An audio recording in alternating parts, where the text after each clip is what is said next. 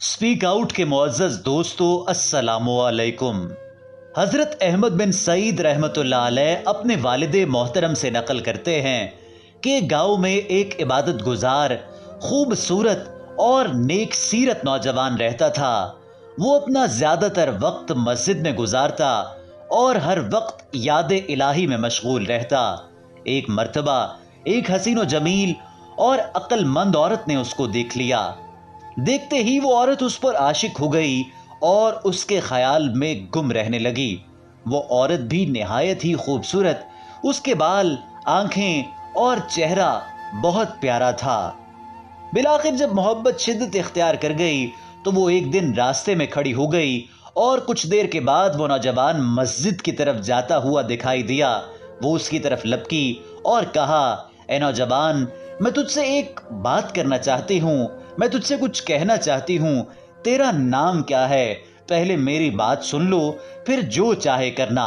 उस शर्मो हया के पैकर नौजवान ने जब एक गैर महरम औरत की आवाज सुनी तो उसकी तरफ बिल्कुल भी मुतवज्जा ना हुआ और निगाहें झुकाए तेजी से मस्जिद की तरफ बढ़ गया।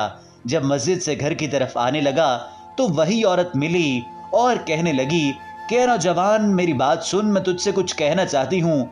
नौजवान ने निगाहें झुकाए जवाब दिया, ये तोहमत की जगह है, मैं नहीं चाहता कि लोग मुझ पर तोहमत लगाएं। औरत ने कहा, वल्लाह मैं तेरी हालत से अच्छी तरह खबरदार हूँ, लेकिन मैं अपने नफ्स के हाथों इंतहाई मजबूर हूँ। मैं खूब जानती हूँ इतना मामूली सा ताल्लुक भी लोगों के नज़दीक बहुत बड़ा है और लोग तो चंद लम्हों में इल्ज़ाम लगा देते हैं, किसी के भी किरदार पर उंगलियां उठा देते हैं। तो जैसे नेक खसलत और पाकीज़ा लोग आईने की तरह होते हैं, छोटी सी गलती भी उनको दागदार बना देती है। लेकिन मैं क्या करूं, मैं मजबूर और बेबस हूं। मेरे दिल का हाल ये है कि हर वक्त तेरी याद में तड़पता है और मेरे जिस्म के तमाम आज़ा तेरे ही तरफ मुतवज्जा हैं। नौजवान उसकी बात सुनकर कुछ कहे बगैर अपने घर की जानिब चला गया और घर जाकर उसने नमाज पढ़ना चाही, लेकिन उसे खुशो खुजू हासिल ना हो सका।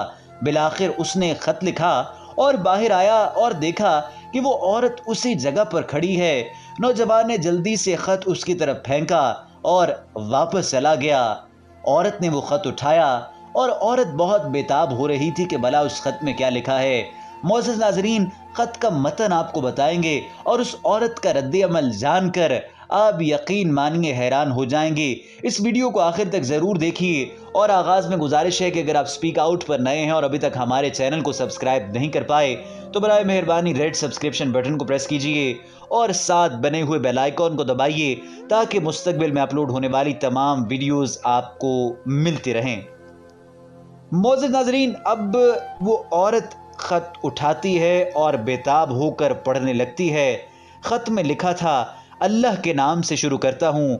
ए औरत, ये बात अच्छी तरह जहन नशीन कर ले कि बंदा जब अल्लाह की नाफरमानी करता है तो अल्लाह पाक उसको दरगुजर फरमाता है, जब दोबारा गुनाह करता है तो अल्लाह पाक उसकी पर्दापोशी फरमाता है, लेकिन जब बंदा इतना नाफरमान हो जाता है कि गुनाहों को अपना ओढ़ना बिछोना बना लेता है तो अल्लाह पाक उससे सख्त नाराज हो जाता है और अल्लाह की नाराज़ी को ज़मीन व आसमान, पहाड़, शजर व हजर कोई भी चीज़ बर्दाश्त नहीं कर सकती। फिर किस में हिम्मत है कि वो अल्लाह ताला की नाराज़ी को बर्दाश्त करे या फिर अल्लाह ताला के सामने खड़ा हो सके या फिर अल्लाह ताला के अजाब को बर्दाश्त कर सके। दुनिया की कोई चीज़ अल्लाह ताला की नाराज़ी का सामना नहीं कर सकती। ए औरत, अगर तू अपने बयान में झूठी है, मैं तुझे वो दिन याद दिलाता हूँ जिस दिन आसमान पिघल जाएगा और पहाड़ रुई की तरह हो जाएंगे और तमाम मखलूक अल्लाह के सामने घुटने टेक देगी। अल्लाह की कसम, मैं अपनी इस्लाह में कमज़ोर हूँ, फिर भला मैं दूसरों की इस्लाह कैसे कर सकता हूँ।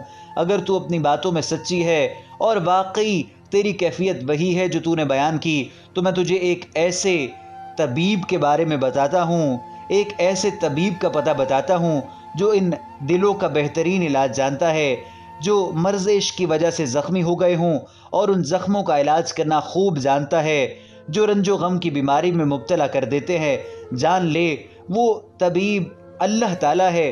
تو سچی طلب کے ساتھ اس کی بارگاہ میں ہو جا، بے شک میں اللہ کے اس فرمان عالی شان کی وجہ سے تجھ سے تعلق نہیں رکھنا چاہتا، جیسے کہ اللہ پاک نے قرآن پاک میں ارشاد فرمایا، اور انہیں ڈرا اس نزدیک آنے والی آفت کے دن سے جب دل گلوں کے پاس آ جائیں گے، غم بھرے، اور ظالموں کا نہ کوئی دوست نہ کوئی سفارشی جس کا کہا مانا جائے۔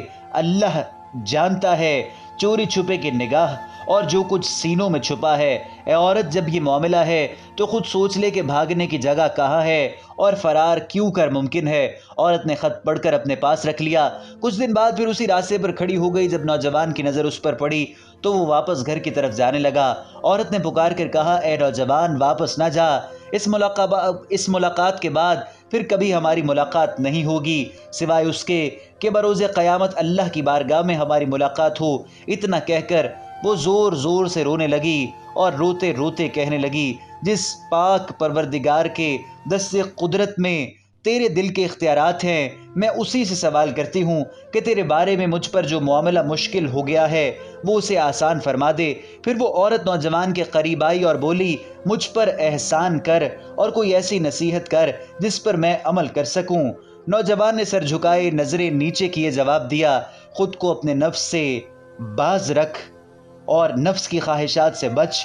میں تجھے اللہ کا یہ فرمان یاد دلاتا ہوں، اور وہی ہے جو رات کو روحیں قبض کرتا ہے اور جانتا ہے جو کچھ دن میں کماؤ۔ یہ آیات کریمہ سن کر عورت نے اپنا سر جھکایا اور پہلے سے بھی زیادہ زور زور سے رونے لگی۔ کچھ دیر بعد دیکھا تو نوجوان جا چکا تھا۔ وہ عورت اپنے گھر چلی آئی اور پھر عبادت و ریاضت کو اپنا مشغلہ بنا لیا۔ ہر وقت یاد الہی میں مشغول رہنا، اور جب بھی یاد آتی اس کا حق منگوا کر آنکھوں سے لگا لیتی۔